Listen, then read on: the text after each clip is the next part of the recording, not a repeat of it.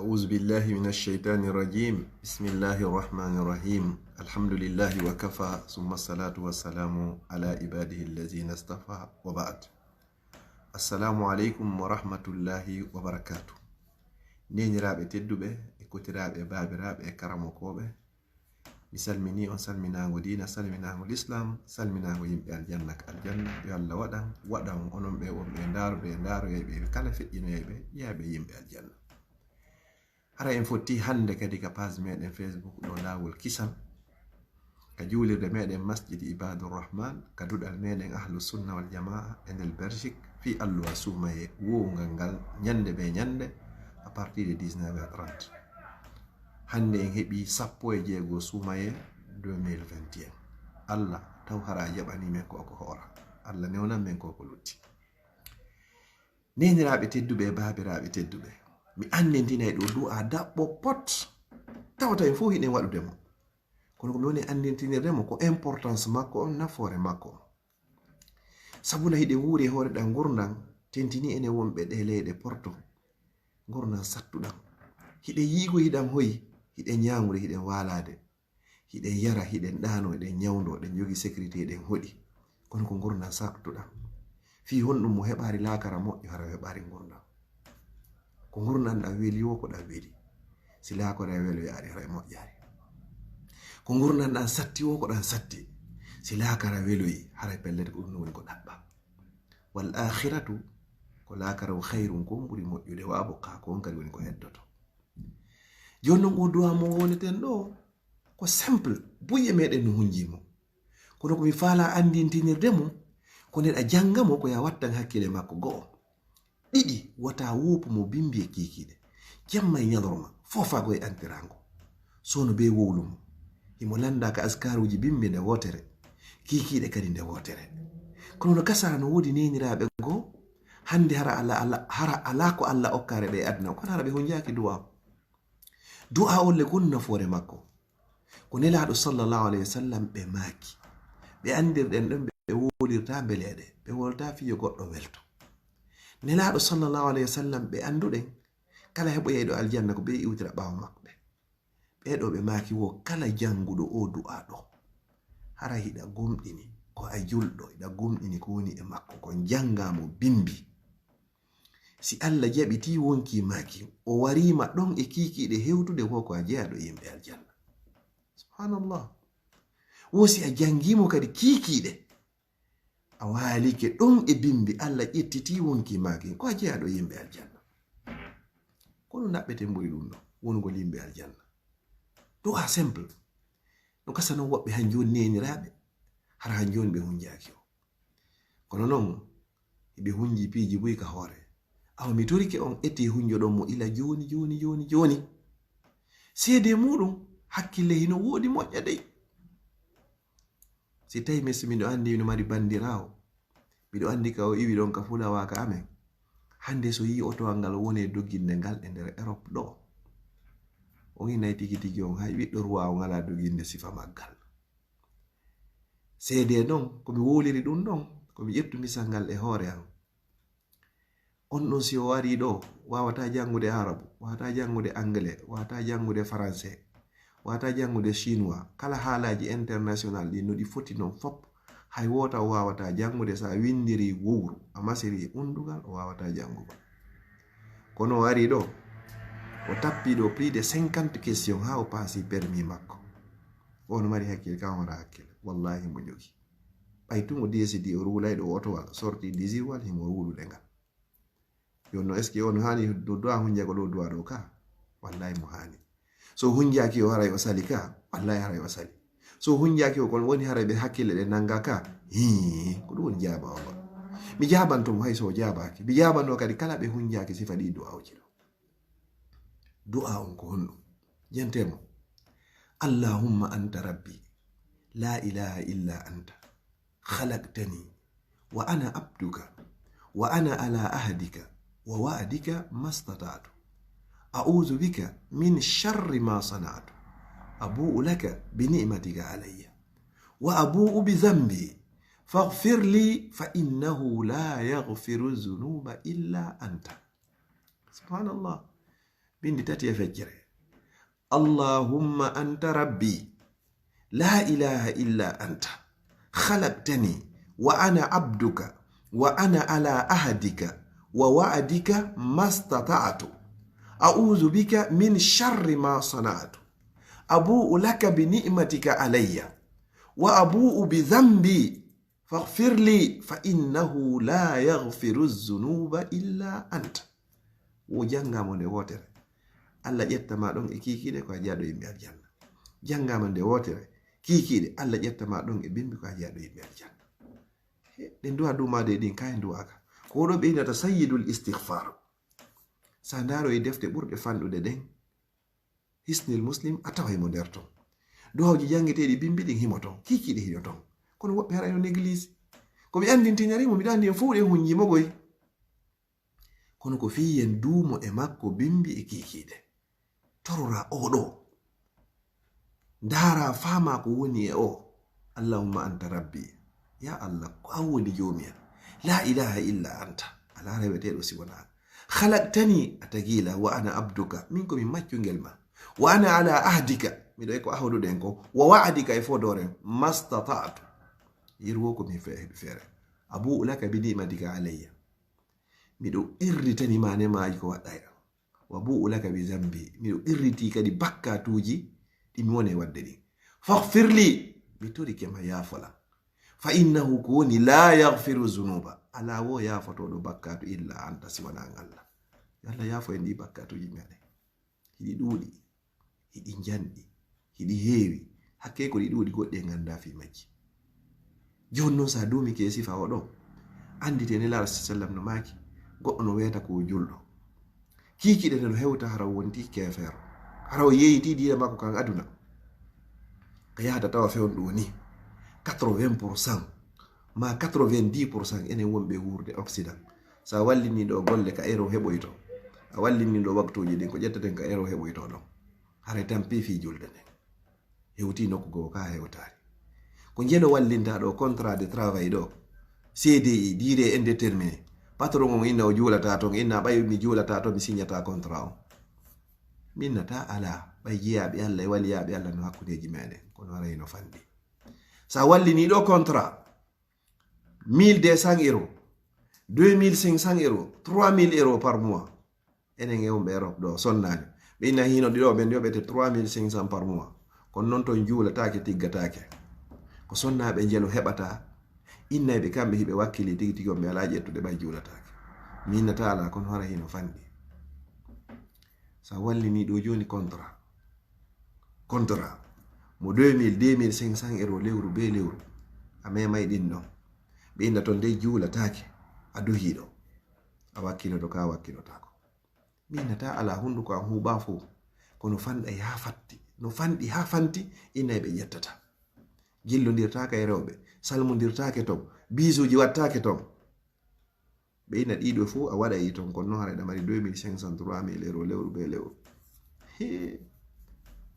a yinayi julɗe ne yonde habbo a fuɗɗoki sal noddude docteur to lanɗo ene noon joni haray tigi tigi on ko ɗon woni ko dépense on heɓoto simi gollari ɗon haray tigi tigi ɗum ɗo heɓotako yefa ya subhanallah o fissama e rizqukum wa ma tu'adun arsike meɗen on ko ka kammo woni dowga e kala konko foɗaɗe o man yattaqillaha yaj'al lahu makhraja kala hulɗo Allah Allah waɗanaymo porte sorti Allah waɗanaymo ka o yaltira ina wawi gollude ɗon mbuuɗi heɓo Allah ƴettitama kono ñande nawnuɗa wo wallahi a yata golle ɗon andi ko hommo yeddata Allah ko neɗɗo selluɗo kaw haari cellal ɗon dole no woodi nemaji no woodi ko ɗon o yeddata Allah si hoore musima ɗo a walike hay ɓornagol conci a walat barayagol ɗum ala ton cuɗagol makiyagol haray ala ko jiɓotoɗa ko sayi hoore nden ɓuttay wona noon fere sa waloyi kadi o labtare o hospitalisama hara hande kadi hay ɓeygu ma e ɓiɓɓe ma si ɓe daroyde ton hande kadi ko par téléphone visite ala ma ɓeyna ko goto pet natta ma yaha ɓeyna bo joni accuɗo numéro téléphone si goɗɗum waɗi ko hombo ɓen noddata an tigi haray a faami goɗɗum nden ñande haray ɗa fala contrat wallahi a falaka otowal ma labangal ngal ñawliɗa ribangal haray ɗa falangal wallahi haray a falaka suudu ma ndu ƴettuɗa riba ndu haray ɗa fala natoyde mayru wallahi a falaka nden ñande ko falaɗa o hande kay ko wallahi ɗoma heɓa hetta cellal bangal joni no musidɓe julɓe tedduɗe fewnɗo ko plein nawnare o covid-19 nawnare hulɓininde yo Allah dandu en woɓɓe ko fewnɗo yahata signoya contrat ji ñawlago riba ñamande nde duuɓi nogay nde duuɓi 50 nde duuɓi 50 ayinnayi hiɗa jogii garanti a wuuray ɗin fopp. Inna lillahi wa inna ilaihi raji'un. ƴetta ñamande si Allah warima e nder muɗum accana ɓiɓɓe ma ɓe ngadi ko ɓe yoɓa en ma yiɗi wurgol gurdam honno gurdam welɗam ko gurdam dina l'islam. allazina amanu wa tatma'innu qulubuhum bi zikrillah ala bi zikrillahi tatma'innul qulub. ala ko deƴƴinta ɓernde ɓuri jantagol inde Allah, ala ko deƴƴinta ɓernde ɓuri wonugol julɗo. sa woni julɗo ñande be yiɗa du'anede a yehi ka suudu kaaba ɓeyna Allah mansuril islam, Allah wallu dina kam wa aizzal muslimin, teddina fi julɗo ɓen kala ka ɓe woniri julɗo no toranede. sa yehi ɗo ha a ñawloyike ɗo bank hande kadi a wona tranquille par ce que hande kadi ko be golla ɓe hetta mbuɗi maɓɓe ɗi hiɗa huli tun wata nawnare ne ɓeynuɓe prolongé kadi hara wata golloygol hande kadi fiya yoɓetuɓe kamɓe ilisam fuu haaju maɓɓe ala golluɗa golla mbuɗi maɓɓe ɗin ɓe hettay ɗi haray a woni maccuɗo aduna. wonno Allah inni hadithul qudusi o inni kan yo bani adam si a kurkanike lam min Allah komi tagi kon fo kurkantoma, sa salike lan kurkanade lam min Allah komi tagi kon fo kurkete. no kasa non woɓɓe haraɓe anda koni kurkagol. sedi sa yanganike Allah a ɗoftike Allah a waɗi ko o wi'i kon tagu makko ngon foppo yangantoma ɗoftoma teddinama.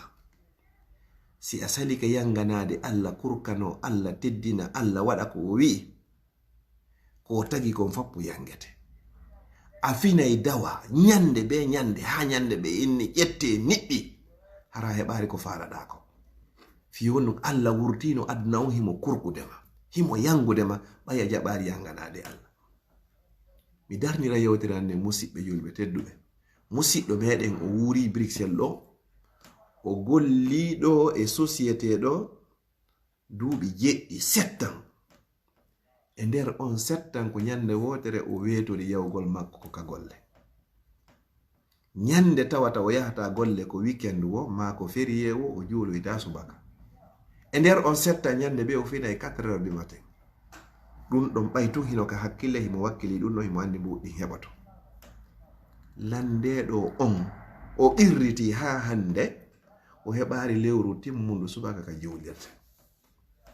julde jama subaka hajum ɗum ala e programme makko. ñande samedi dimanche nden ñande paygoy koye fof ko nadete koye soke e sambre to nene makko ina taw finni pemmo ko hande ɓe fewtoto. balɗe 5 a dogi fi aduna Allah no jonnuma cellal ɓay kanko jonnuma cellal ngal ya yaw a andi tanari mo balɗe 2 ya immo on leere mo immotonoɗa nafa jamma juulo ya subaka ka juulirde. a anda wondema mo heɓi julde jama ka juulirde subaka baraji makko no fota wana fuɗo jemma o wakkilaki ɗum ɗo. nden ñande paykoy koye fap koyo deƴƴu nayo goto memmino fiyo baba walo foto ɗano ha e 10h 11h midi tampi fi waɓto Allah. inna lillahi wa inna ilayhi raji'un. si police ari soni ɗon a yimmoto ka yimmoto wallahi wa bi rabbil kaaba a yimmoto. si innama yiite huɓɓi a yaltay ka a yaltata wallahi a yimmoto. si ɓiɗɗo ma on ari inni baba reedu andu muusi température an on jawi o memoye ka labtane ka o memoyta wallahi on yahay. si ɓeygu ma inni mi nawni on yahay ka on yahata wallahi on yahay. wona fere si tawi kankon hara ko an tigi hara ko dogudu nango ma. kono waɓto Allah on ɗon imma gongol juula ɗo 5 minutes 10 minutes walto o wakkilaki ɗum ɗo dañande ko ɓe weetore. ɗum en hollay woni Allah hiɗen wawi finugol leere kala mo faala ɗen si tawi ko fi aduna on. amma noon ko fi tawi ko fi laakara on komo faal leere mo faalle wo immote ɗen. mawɗo goto o wuuri duuɓi 60 ko ñande wotere o wuupi takbiratul ihram o ɓawo imamu on ka juulirde o wopago e subaka on. nden ñande o leetu hewtugol makko tawi imamu inni Allahu akbar tawi ko ɗum ɗon satti e makko. No woodi musidɓe meɗen wuruɓe Europe ɗo hara ila ɓe naati e nder ndi leydi ha hande ɓe heɓari julde subaka ka julirde. No woodi musidɓe meɗen wuruɓe e nder Europe ɗo hara ila ɓe naati e nder ndi leydi ɓe julari juma. No woodi musidɓe meɗen wuruɓe e nder leydi Europe hara ɓe naati ɗo ɓe horari lewru sumaye. Inna lillahi wa inna ilayhi raji'un. Inna lillahi wa inna ilayhi raji'un. Inna lillahi wa inna ilayhi raji'un. Ɓeɗo ko ɗum watta gurdam. Ɓeɗo Europe moƴƴirari ɓe, Amerique moƴƴirari ɓeɗo, Australie moƴƴirari ɓeɗo, Asie moƴƴirari ɓeɗo. Ɓeɗo gurdam maɓɓe ɗam moƴƴari musidɓe julɓe tedduɓe. Ɗo ko moƴƴani en e ɗe leyɗe en ari en tawi ɗi nemaji. Ko yen ƴettu ɗi nemaji ɗon gollitirendi ka Allah yiɗi yarli. Heɓen aljanna adna, heɓen aljanna lakara. Si en waɗari ɗum ɗon haray en perdi hoore men. Allah dandu en perdi musidɓe. Musidɓe julɓe tedduɓe mandite kongo e danginoto. Wata hulu fi arsike. Ɗum koye juuɗe Allah woni, weltin arsiko won o jonnete. Ta hulu mayde pellete a daɗatande. Wota sikku a fototo e hoore o adna, fotere ala e adna. Wota sikku a daɗa e kunnule yimɓe ɓen, a daɗata ɗum ɗon, no wonirɗa wonu wonirɗa.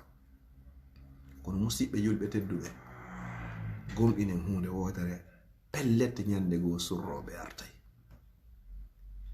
Pellet ñande goo surroɓe artay. Konkour ko natuɗen fewndo ɗo kon, e fi memugol ko Allah ɓuri e harminde kon ko wiyete riba. O yiyata bakkatu mo Allah inni kala waɗuɗo men piiray min e makko ɓuri neɗɗo ñamuɗo riba.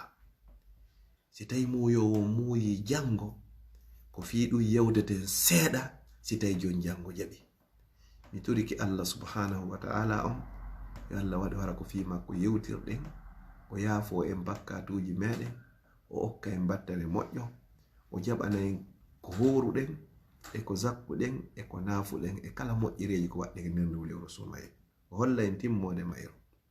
Siko aksu muɗum yo yaafo wonkiji meɗen ɗin, o honno yaɗi ko jannatul firdausi ala ko adi o ƴettitude.